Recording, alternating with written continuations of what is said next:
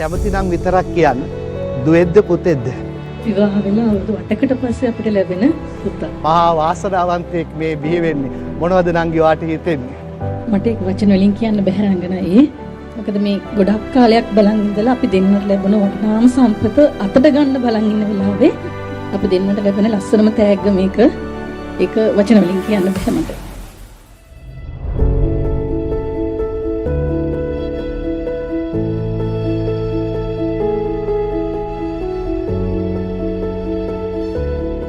ඇත්තටම අපි දෙන රජ වුණා.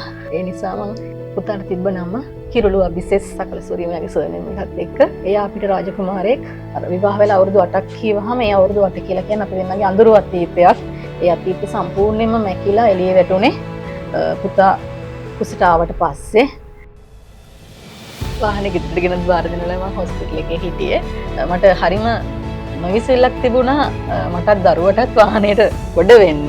කොහොමද මේකේ අත්දැකීම ගන්න? මොකද අපි වගේ මම ගුරුවරියක්. අපි දෙන්නට තියෙන ආර්ථික මට්ටමත් එක්ක මේ වගේ වාහනයක් අපිට කීනයක් විතරයි.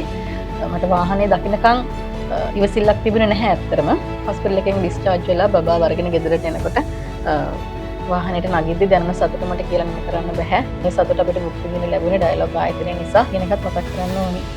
අපි ජයග්‍රහණය කළා ඉවරයි. මේ වෙද්දි